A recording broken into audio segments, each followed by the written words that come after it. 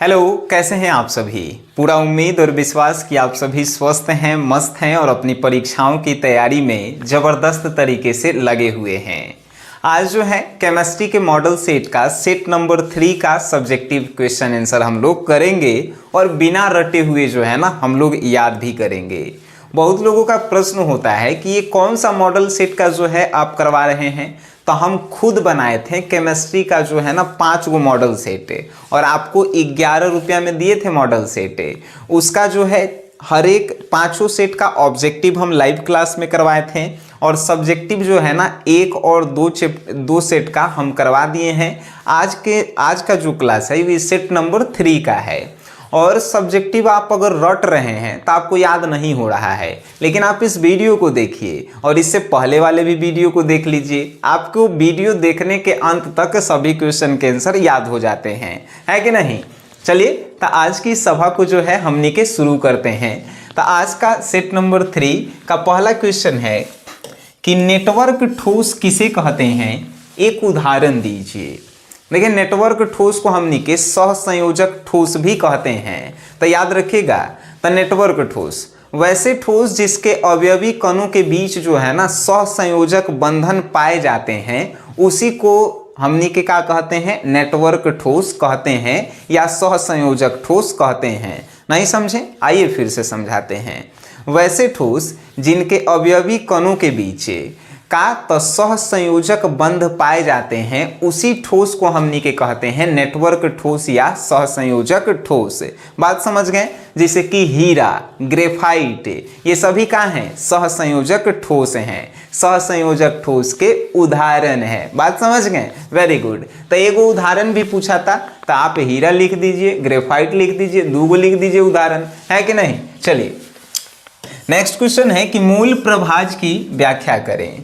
तो मूल प्रभाज, मूल अंश, ये दोनों जो है नाम एक ही है। ठीक है, आपसे पूछे कि मूल प्रभाज क्या है या मूल अंश क्या है, तो आंसर एक सेम होता है। विलेय या विलायक के मोलों की संख्या बटा में कुल विलयन के मोलों की संख्या के अनुपात को हमने के क्या कहते हैं, तो मूल प्रभाज कहते हैं। देखिए मूल प्रभाज में जो है ना ज़्यादातर लोग जो है गलती करके आते हैं। अगर आप विलेय के मूल प्रभाज निकाल रहे हैं, किसका, विलेय के मूल प्रभाज, तो जानते हैं ऊपर जो है आपको क्या लिखेला है, तो ऊपर जो है विलेय के मोलों की संख्या आपको लिखना होगा। काची के विलेय के मोलों की संख्या, विलेय के मोलों की संख्या, और नीचे जो है क्या लिखना होगा, तब विलेय और विलायक, विलेय और विलायक के मिलाने से क्या बनता है, विलयन। तब विलेय और विलायक लिखिए, चाहे एक बार विलयन लिख दीजिए। तब विलयन की मोलों की संख्या, बात समझ गए, विलयन की मोलों की संख्या, ये होता है मूल प्रभाज विलेय के। अगर इसके जगह हम विलायक लिखते हैं तो यहाँ पर भी विलायक लिखे पड़ता है। बात समझ गए। तब मूल प्रभाज किसे कहते हैं, तब विलेय चाहे विलायक के मोलों की संख्या बटा में विलयन के मोलों की संख्या के अनुपात को हमने के क्या कहते हैं, तब मूल प्रभाज कहते हैं। अगर आप इसको काट दे रहे हैं और खाली यहाँ पे लिख रहे हैं मूल प्रभाज, तो जब विलेय लिखे हैं तो या करके आप विलायक भी लिख दीजिए। ठीक है, चलिए वेरी गुड, बात समझ गए, बहुत बढ़िया। चलिए नेक्स्ट क्वेश्चन पे बात हमने के कर लेते हैं। क्वेश्चन है कि चीनी के घोल का प्रासरणी दाब, प्रासरणी दाब पाई के मान दिले है। ठीक है, प्रासरणी दाब 27 डिग्री सेल्सियस पे, सेल्सियस मतलब टेम्परेचर दिले है। प्रासरणी दाब इतना निकला है तो इसका समाहरण, समाहरण मतलब सांद्रण जो है ज्ञात करेला है। तो क्वेश्चन में दिया गया क्या है, तो चीनी के घोल का प्रासरणी दाब जो है 27 डिग्री सेल्सियस पे, टी का मान दे दिले है 27 डिग्री सेल्सियस। इसको केल्विन में बदलेंगे तो कितना आएगा, 273 प्लस 27 कितना आएगा भाई, तो आप जो है 300 केल्विन निकालिएगा, यानी कि टी के मान कितना आया, 300 केल्विन। ठीक है, उसके बाद ई कितना, प्रासरणी दाब इतना आया है, मतलब कि पाई चाहे इसको पी भी कहते हैं, तब पाई या चाहे पी बराबर कितना है 2.46 एटीएम। उसके बाद इसका जो है समाहरण जो है क्या होगा आपको निकालेला है। फॉर्मूला हम आपको बताए थे, चलिए नहीं बताए थे तो आइए आप सीख लीजिए। P बराबर होता है CRT कहीं कहीं आप फॉर्मूला पढ़े होंगे पाई बराबर NRT, ये भी फॉर्मूला पढ़े हैं ना सर। तो n का होता है तो मूलों की संख्याएं होती है जिसको हमनी के c भी कहते हैं, मालूम है।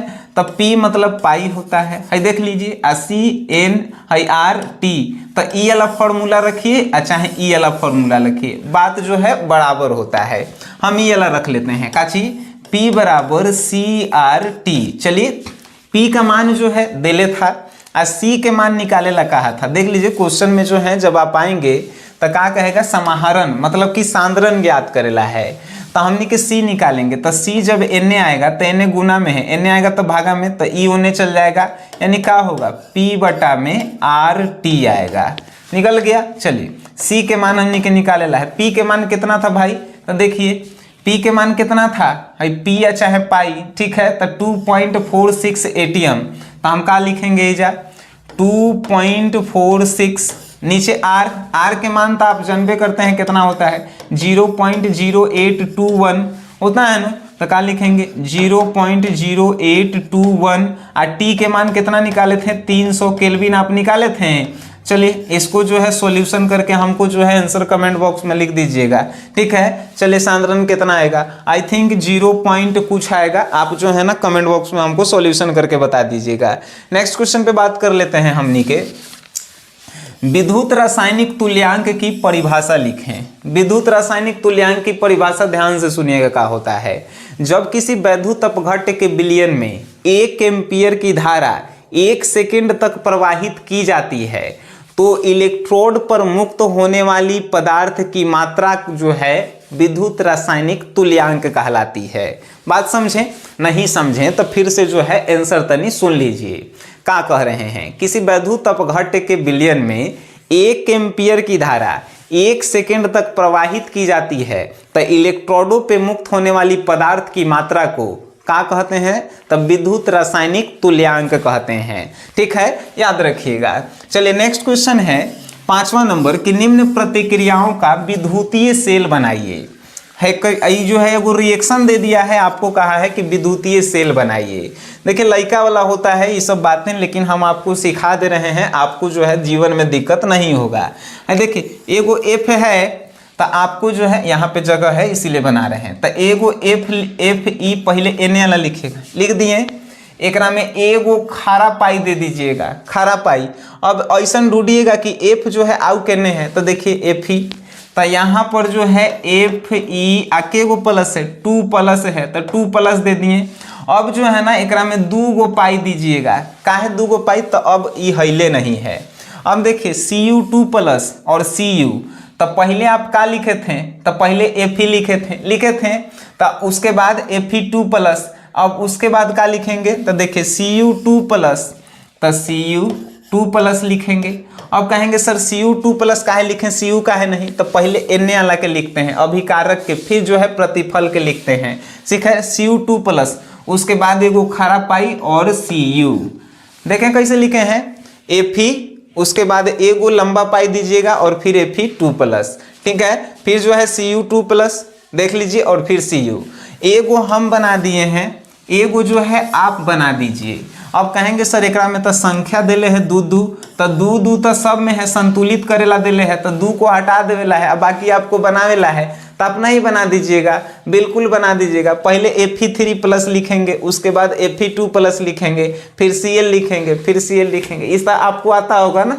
चलिए बउआ के तरह एगो हम बनाए हैं, एगो आप बनाएंगे कमेंट बॉक्स में, ठीक है। चलिए नेक्स्ट बात करते हैं, क्वेश्चन नंबर 6 है सक्रिय ऊर्जा क्या है, किसी अभिक्रिया के वेग स्थिरांक और सक्रिय ऊर्जा में संबंध स्थापित कीजिए। बउआ वाला क्वेश्चन, सक्रिय ऊर्जा क्या है, किसी भी रासायनिक अभिक्रिया को प्रारंभ करने के लिए जितनी न्यूनतम ऊर्जा दी जाती है उसी ऊर्जा के मान को हमनी के कहते हैं सक्रिय ऊर्जा।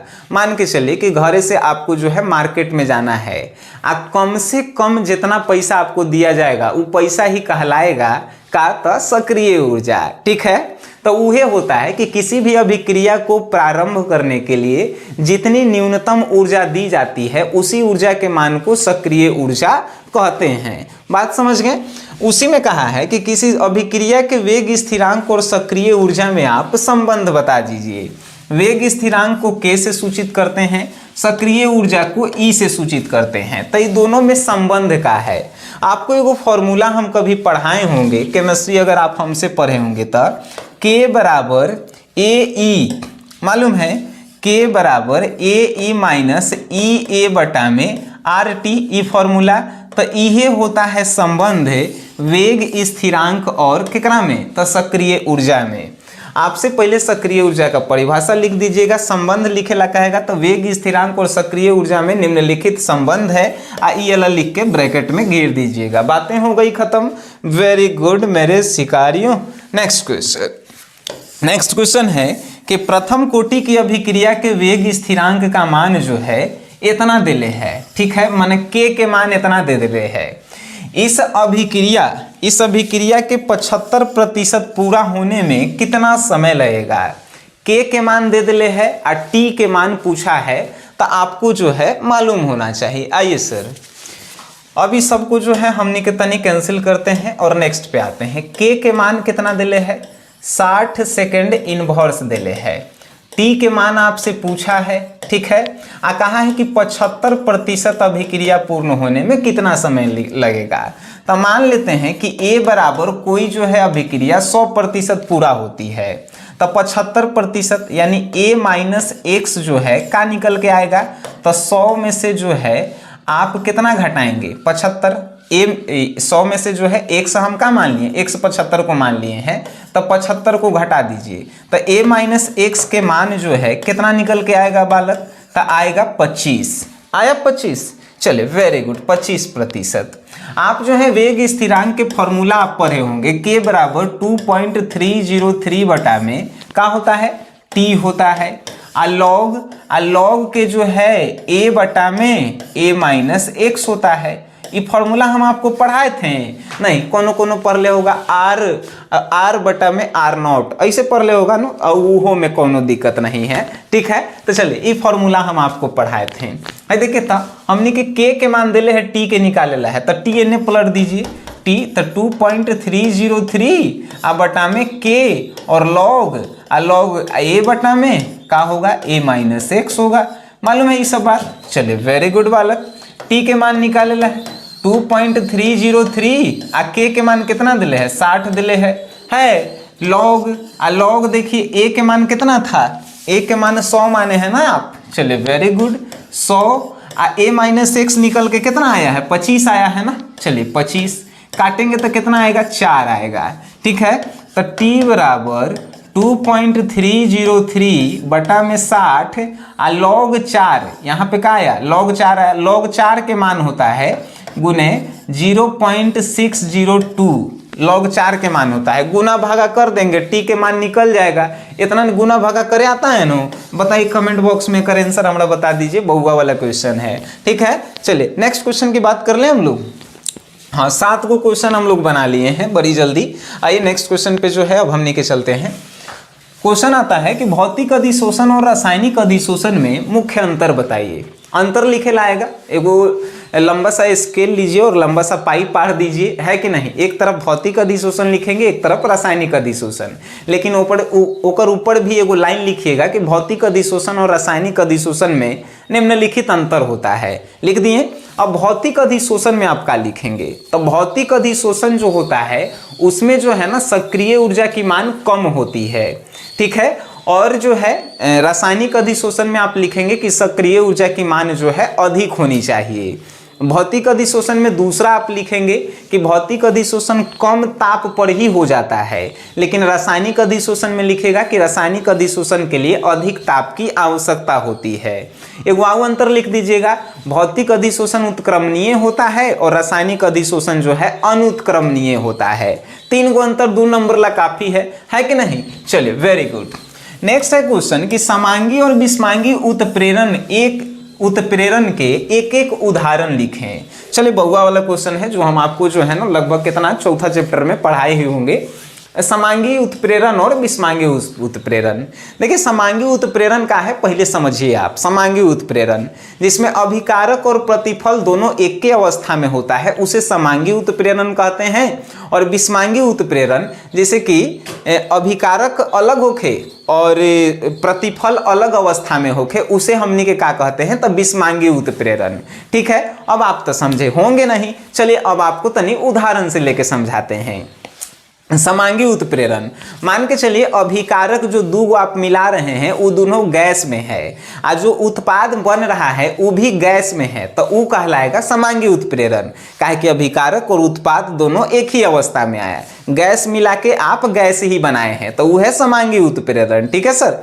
विषमांगी उत्प्रेरण आप दो गैस के मिला रहे हैं और जो बन रहा है वो द्रव बन जा रहा है। ठीक है, जैसे कि हाइड्रोजन और ऑक्सीजन को आप मिलाएं और बन गया द्रव। तो जी भाई गैस को मिलाए हैं और द्रव यानी दोनों एक ही अवस्था में नहीं है, तो वो का है विषमांगी उत्प्रेरण है। बात समझ गए। एक और उदाहरण जो है आप लिख दीजिएगा, बड़ी आसान है, कमेंट बॉक्स में हमको चाहिए इसका उदाहरण, इसीलिए हम आप नहीं लिख रहे हैं।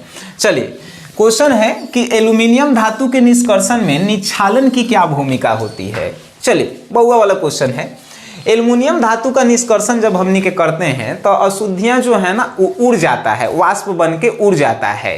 निक्षालन से क्या होता है, निक्षालन से जो शुद्ध एल्युमिनियम होता है वो जो है उसको अलग कर देता है। तो एल्युमिनियम के निष्कर्षण में निक्षालन जो है बहुत उपयोगी कार्य होता है, एक विधि होता है जो एल्युमिनियम के निष्कर्षण में शुद्ध एल्युमिनियम को अपनी ओर जो है ना आकर्षित कर लेता है। नहीं समझे, चलिए फिर से समझाते हैं सर। देखिए एल्युमिनियम धातु के निष्कर्षण में निक्षालन की क्या उपयोगिता होती है, तो आप समझिए एल्युमिनियम धातु का निष्कर्षण होता है तो एल्युमिनियम में जो अशुद्धियां होती है वो वाष्प बन के उड़ जाता है। ठीक है, अब फिर जब इसका सांद्रण किया जाता है तो सांद्रण करने के लिए निक्षालन विधि का उपयोग करते हैं। निक्षालन विधि में क्या होता है तो शुद्ध एल्युमिनियम जो है अलग हो जाता है और बाकी सब जो है जितना भी और अशुद्धि बचल रहता है वो वाष्प बन के ऊपर चल जाता, इसीलिए निक्षालन जरूरी है। ठीक है, चलिए नेक्स्ट क्वेश्चन है कि भर्जन एवं निस्तापन में क्या अंतर है। हम आई थिंक सब नर्सरी में क्वेश्चन हम पढ़ाए हुए थे कि भर्जन और निस्तापन में क्या अंतर है। भर्जन भाई ऑक्सीजन की उपस्थिति में होता है, निस्तापन भाई ऑक्सीजन की उपस्थिति में नहीं होता है। पहले का अंतर, अब भर्जन से क्या होता है तो भर्जन जो है ना आपको भौतिक एगो रिएक्शन है, लेकिन निस्तापन जो है एगो रासायनिक अभिक्रिया है। तो ये सब जो है ना आपको याद होना चाहिए। अब भर्जन और निस्तापन नहीं याद होके तो केमिस्ट्री में आप कुछ नहीं पढ़े हैं।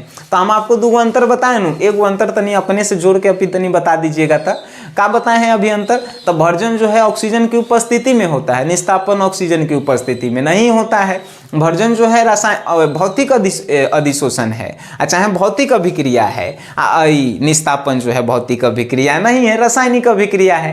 तो ये तनी एक वाव आप अपने से इंक्लूड कीजिएगा, मजा आएगा सर। ऐसे जब हमनी के पढ़ते हैं ना तो ये सब कभी भुलाते नहीं हैं। अब ये सब क्वेश्चन आप कभी भुलाइएगा जो आप हमसे पढ़ रहे हैं, ये सब केमिस्ट्री में भुलाइएगा। 2 दिन बाद एग्जाम में जब जाइएगा तो हमारे एक एक बात आपको याद आएगा, समझे। आइए नेक्स्ट क्वेश्चन पे बात करते हैं। अमोनिया एक अच्छा लिगेंड है, काहे है। अमोनिया के नाम आप सुने हैं, अमोनिया एगो अच्छा लिगेंड है, काहे है। तो भाई अमोनिया के जो है क्या होता है, तो अमोनिया पे 5 गो जो है ना होता है 5 गो अयुग्मित इलेक्ट्रॉन जो होता है ना ये कौनों से जुड़ेला छटपटाइल रहता है। तो अमोनिया एगो अच्छा लिगेंड है, उसके पीछे रीजन है कि अमोनिया में जो नाइट्रोजन होता है इसके अयुग्मित इलेक्ट्रॉन जो है किसी के साथ आसानी से जुड़ जाते हैं, जिसके कारण अमोनिया एगो अच्छा लिगेंड है। बात समझ गए, अरे गजब, वेरी गुड। आइए H2O उदासीन है जबकि H2A अम्लीय है, काहे है भाई। तो H2O उदासीन है काहे कि H2O में क्या होता है हाइड्रोजन बॉन्ड पाया जाता है, जिसके कारण ये उदासीन होता है। जबकि H2S में हाइड्रोजन बॉन्ड नहीं पाया जाता है, H2S जो है अपने को प्रोटॉन के त्याग कर देता है, इसीलिए जो है ये अम्लीय है। ये सब बात दिमाग में आपको रखेला है। बात समझ गए, चलिए वेरी गुड। क्वेश्चन है कि सल्फर SF6 बनाता है लेकिन HCl6 नहीं बनाता है, काहे भाई। तो सल्फर SF6 बनाता है लेकिन HCl6 ये वाला नहीं बनाता है, क्यों, आइए जानते हैं। तो सल्फर का होता है, तो सल्फर के चारों तरफ जो है एफ छोटा गो होता है, छोटा होने के कारण जो है एफ के चारों तरफ जो है, चारों तरफ है ये फ्लोरीन जो है ना जुड़ जाता है, इसीलिए जो है सल्फर SF6 बनाता है। लेकिन जो है HCl6 नहीं बनाता है, काहे कि Cl बड़का बड़का होता है, Cl का आकार बड़ा बड़ा होता है, इसीलिए HCl6 नहीं बनाता है। आपको ये सब रीजन जब आप लिखेंगे ना तो मास्टर भी कहेगा कि लड़का डीपली पढ़ के आया है। बात समझ गए? केमिस्ट्री के ये सब चीज को आपको समझना बहुत जरूरी है। तो ये सब आप समझिएगा कि सल्फर SF6 बनाता है लेकिन HCl6 क्यों नहीं बनाता है। तो सल्फर SF6 बनाता है क्योंकि F का आकार जो है ना छोटा होता है, छोटा होने के कारण सल्फर के चारों तरफ जो है F जो है घिर जाता है और वो SF6 बना लेता है। लेकिन जो है HCl6 नहीं बनाता है क्योंकि Cl का आकार बड़ा होता है भाई, बड़ा होने के कारण जो है वो एडजस्टमेंट नहीं कर पाता है जगह पे, जिसके कारण नहीं हो पाता है। ठीक है, चलिए वेरी गुड। अक्रिय गैसों की संयोजकता शून्य काहे होती है? कभी आप सुने हैं कि अक्रिय गैस पे जो है प्लस चार्ज है, माइनस चार्ज है? अक्रिय गैस कौन कौन है? ट्रिक आप हमसे पढ़े होंगे ना सर, हेने आवो करेजा। हेने आवो करेजा मतलब कि helium, neon, argon, krypton, xenon, radon, ये सब जो है ना आप हमसे पढ़े होंगे। हे ने आव करेजा, ठीक है। तो हेने आव करेजा ये हमारा ट्रिक था केमिस्ट्री, जब हमसे आप पढ़े होंगे तो ये ट्रिक देखे होंगे। तो इस सब पे कभी सुने हैं कि इस पे प्लस चार्ज माइनस चार्ज होता है? काहे नहीं होता है? इसकी संयोजकता शून्य होती है। लेकिन ये क्वेश्चन नहीं पूछ रहा है, क्वेश्चन पूछ रहा है कि अक्रिय गैस यानी नोबेल गैस की संयोजकता शून्य काहे होता है, रीजन बताइए। तो अक्रिय गैसों की संयोजकता शून्य होती है क्योंकि उसका आखिरी ऑर्बिटल यानी कि आखिरी कक्षा पूर्ण रूप से भरा होता है, जिसके कारण उसकी संयोजकता शून्य होती है कि नहीं? चलिए वेरी गुड सर। आइए क्वेश्चन नंबर 16, संक्रमण तत्व रंगीन यौगिक बनाते हैं, कोई व्याख्या कर सकता है? चलिए आप कहेंगे सर आप ही कर दीजिए, हम काहे करें। आइए करते हैं सर। संक्रमण तत्व रंगीन यौगिक का निर्माण इसलिए करता है क्योंकि संक्रमण तत्व यानी डी ऑर्बिटल और डी ऑर्बिटल के जो है कक्षक खाली होते हैं, खाली होने के कारण इलेक्ट्रॉन जो है जो ऊर्जा को ग्रहण करके निम्न ऊर्जा स्तर से उच्च ऊर्जा स्तर में जाता है, उच्च ऊर्जा स्तर से निम्न ऊर्जा स्तर में जब लौटता है तो एगो प्रकाश को जो है अपने अंदर से उत्सर्जित करता है, तो वह जो है आपको रंगीन दिखाई देता है। तो आप कहते हैं कि संक्रमण तत्व जो है रंगीन यौगिक का निर्माण करता है। लिखेंगे कैसे? आपको फिर से एक बार समझा देते हैं, मजा आपको आ जाएगा। लिखिएगा कैसे? संक्रमण तत्व रंगीन यौगिक बनाते हैं क्योंकि संक्रमण तत्वों के डी कक्षक जो है क्या होते हैं? अपूर्ण भरे होते हैं। अपूर्ण भरे होने के कारण वो जो है ऊष्मा को अवशोषित करके निम्न ऊर्जा स्तर से उच्च ऊर्जा स्तर में जाते हैं। उच्च ऊर्जा स्तर से निम्न ऊर्जा स्तर में जब आते हैं तो एक प्रकार के प्रकाश को उत्सर्जित करते हैं, जिससे आपको दिखाई देता है कि एगो रंगीन यौगिक है। तो आप कहते हैं कि संक्रमण तत्व जो है एगो रंगीन यौगिक का निर्माण कर रहा है। चलिए समझ गए ना सर। नेक्स्ट क्वेश्चन पे बात करते हैं। क्वेश्चन बहुआ वाला, CuNH342+ में Cu के जो है ऑक्सीकरण संख्या निकालेला है। ये अगर हम का कहें ऑक्सीकरण संख्या आपको नहीं निकाले आता है तो आप केमिस्ट्री में 2-4 नंबर तो ऐसे ही छोड़ के आ जाएंगे। तो आप YouTube पे सर्च कीजिए, सबसे वायरल वीडियो हमारा आप सर्च कर सकते हैं कि ऑक्सीडेशन नंबर निकालने का ट्रिक यानी ऑक्सीकरण संख्या निकालने का ट्रिक बाय सनी सर, और आप उस वीडियो को देखेंगे आप जीवन में कभी भी नहीं भूल सकते हैं ऑक्सीकरण संख्या निकालना। यहाँ पर भी हम आपको सिखा दे रहे हैं कि जैसे काम आ जाना चाहिए जीवन में, है कि नहीं। तो देखिए Cu के निकालेला है तो Cu के हमनी के x मान लेते हैं, x प्लस NH3 के कितना होता है? 0 होता है। के गो है NH3? तो 4 गो है। E ऊपर प्लस है यानी कि बराबर में 2, तो हई है पूरा 0 हो गया, यानी x बराबर कितना आया? तो x बराबर +2 मान आया। हो गया ना। +2 का है लिखें तो देखिए +2 चार्ज है, हो गया ऑक्सीडेशन नंबर Cu का +2 निकल गया। ये सब बहुआ वाला खेल हमनी के हो गया है, काहे कि वो सब ट्रिक जो है ना आप पढ़ के आ रहे हैं। चलिए नेक्स्ट क्वेश्चन पे बात कर लेते हैं। क्वेश्चन है कि क्या होता है जब, भाई क्या होता है जब अगर कार्बनिक रसायन से क्वेश्चन नहीं पूछल जाए तो समझिएगा कि केमिस्ट्री का आप एग्जाम देके नहीं आए हैं। एसिटल्डिहाइड को अगर विरंजक चूर्ण के साथ ही गर्म कर देवल जाए तो क्या होगा? तो ये तो आप याद कर लिए होंगे कि सर एसिटल्डिहाइड को अगर विरंजक चूर्ण के साथ ही गर्म करेंगे तो एगो क्लोरोफॉर्म बनता है, एगो का बनता है? तो आपको तो एगो याद होगा। चलिए लेकिन रिएक्शन पे आते हैं, रिएक्शन करेंगे तो अच्छा से आप सीखेंगे, है कि नहीं। तो एसिटल्डिहाइड के जो है सूत्र आप जानते होंगे, चलिए सर रिएक्शन ले लेते हैं तनी मनी, अरे इन्हें तो तनी कुछ बनावल है, रिएक्शन ले लेते हैं। देखिए एसिटल्डिहाइड को जो है अगर आप विरंजक चूर्ण के साथ गर्म कर देते हैं, एसिटल्डिहाइड का सूत्र तो यही होता है ना, तो इसको जो है विरंजक चूर्ण CaOCl2 के साथ गर्म कर देते हैं तो एगो तो क्लोरोफॉर्म बनाता है ना, CH3 और Cl2, ये मालूम है आपको, क्लोरोफॉर्म बनाता है। आप कहेंगे सर क्लोरोफॉर्म के सूत्र आप गलत लिख रहे हैं, आप कह रहे हैं कि क्लोरोफॉर्म बनाता है, अब जो है क्लोरोफॉर्म बन गया है। तो एसिटल्डिहाइड जो है किससे, तब विरंजक चूर्ण के साथ अभिक्रिया करके जो है एगो क्लोरोफॉर्म बनाता है, एगो का बनाता है। अगर आप बता रहे हैं तो ठीक है, नहीं बता रहे हैं तो हम ही बता दे रहे हैं, कैल्शियम कार्बोनेट बनाते हैं। ये सब जो है ना आपको मालूम होना चाहिए। एक और क्वेश्चन इसी में पूछा है जो बउआ के तरह क्वेश्चन है, क्वेश्चन का है कि इथाइल ब्रोमाइड को जो है केसियन के साथ अगर गर्म करते हैं तो क्या बनेगा। इथाइल ब्रोमाइड, इथाइल ब्रोमाइड का आप नाम सुने हैं? चलिए आप कहेंगे सर नहीं सुने हैं तो सुना दीजिए आप ही। इथाइल ब्रोमाइड यानी कि 2 कार्बन होना चाहिए, एगो Br होना चाहिए। जब इथाइल ब्रोमाइड को आप केसियन के साथ अभिक्रिया करवाएंगे तो क्या बनेगा भाई, तो KBr जो है बाहर निकलेगा, क्या बनाता है, एथाइल साइनाइड बनाता है, CH3 CH2 और Cl, एथाइल साइनाइड बना दिया और उसके बाद जो है KBr बना दिया। ये सब आपको मालूम है ना। चलिए वेरी गुड, एथाइल साइनाइड और पोटेशियम ब्रोमाइड बनाता है। कब, तो एथाइल ब्रोमाइड को जब आप केसियन के साथ गर्म करते हैं। तो नेक्स्ट क्वेश्चन पे बात करते हैं। ये सब जो है बउआ वाला क्वेश्चन है जो हमनी के जो है लड़का में पढ़ेला था। क्वेश्चन नंबर 19 पे बात कर लेते हैं। 19 नंबर क्वेश्चन कहता है कि निम्नलिखित परिवर्तन को आप कैसे करेंगे। आपको एनिलीन से जो है फिनॉल बनावेला है, एनिलीन से फिनॉल आप कैसे बनाएंगे। देखिए एनिलीन के सूत्र जानते हैं, बेंजीन रिंग के ऊपर अगर NH2 लिखल है तो इसको एनिलीन पढ़ते हैं। एनिलीन को जो है अगर आप सोडियम नाइट्रेट के साथ आप अभिक्रिया करा देंगे आकाची तो HCl की उपस्थिति में, तो आपको जो है बेंजीन रिंग पे N2+Cl मिलेगा। देखिए का एनिलीन को Na2 के साथ अगर HCl उत्प्रेरक की उपस्थिति में अभिक्रिया करवाते हैं तो बेंजीन रिंग के ऊपर N2+ और Cl- होता है। अब फिर इसको अभिक्रिया अगर आप H2O के साथ करवाते हैं तब आपको जो है फिनॉल जो है मिलके आपको तैयार हो जाता है। ये जो है रिएक्शन आपको याद करेला है, इस बार के एग्जाम के लिए जो है इसको हम बहुत ज़्यादा VVI रखे हुए हैं, तो आपको याद रखेला है कि एनिलीन से फिनॉल कैसे बनता है। ठीक है सर। दूसरा का कहता है कि फिनॉल से एसीटोन आप बना के हमको दिखाइए। तब फिनॉल से एसीटोन कैसे बनता है। देखिए फिनॉल के सूत्र है बेंजीन रिंग के ऊपर OH, इसको जैसे ही Zn के साथ आप अभिक्रिया कराइएगा तो Zn जो है O के लेके भागता है तो ZnO बनाता है।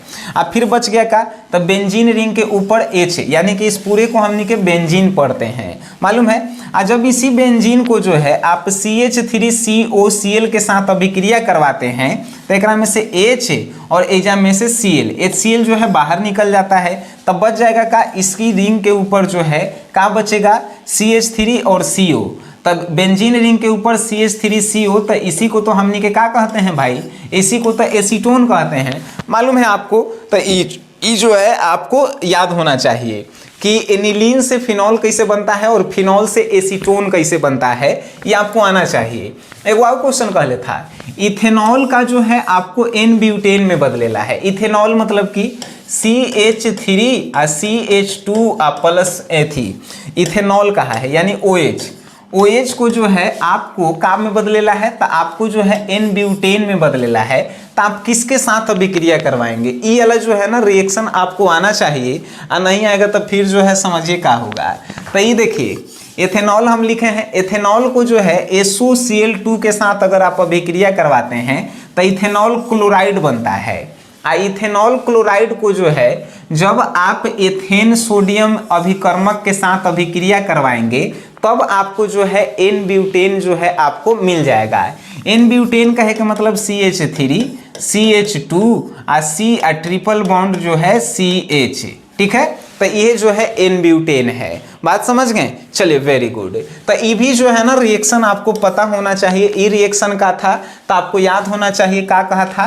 तो इथेनॉल से N ब्यूटेन जो है कैसे बनता है, तो इथेन से एन ब्यूटेन जो है बनाने की क्रिया आपको जो है याद रहनी चाहिए। तो देखिए इथेनॉल से जो है SOCl2 की अभिक्रिया करवाइए तो इथेनॉल क्लोराइड बनेगा, इसको एगो अभिकर्मक के साथ अभिक्रिया करवा दीजिए, एन ब्यूटेनॉल बन जाएगा। ठीक है, चलिए नेक्स्ट जो है हमने के क्वेश्चन था फार्मेलिन के दो मुख्य उपयोग बताइए। फार्मेलिन का होता है तो फॉर्मेल्डिहाइड के 40% भाग अगर बचल है तो समझिए उसको हमने के फॉर्मेलिन कहते हैं। अब फॉर्मेलिन का उपयोग जो है जब कोई जीव मर जाता है तो उसके परिरक्षण करने में यानी उसको बचाए रखने में काम करता है, मतलब कि महके नहीं देता है, सड़ने नहीं देता है। तो फॉर्मेलिन का उपयोग जो है पहला का है तो मृत जीवों के परिरक्षण में, और दूसरा जो है प्रयोगशाला में अभिकर्मक के रूप में, है कि नहीं। तो फॉर्मेलिन का ये दूगो उपयोग है। अब बताइए एक में से कौन क्वेश्चन था जो आपको भारी लग रहा था। हमरा देखिए से 19 से वो क्वेश्चन आपको भारी लगेगा, लेकिन ये 2-3 बार प्रैक्टिस कर लीजिएगा, काहे कि हम VVI में रखे हैं इसको। ठीक है, अब बाकी जो है ना सब बउआ की तरह था, आप सब जो है इसके आंसर याद भी कर लिए होंगे।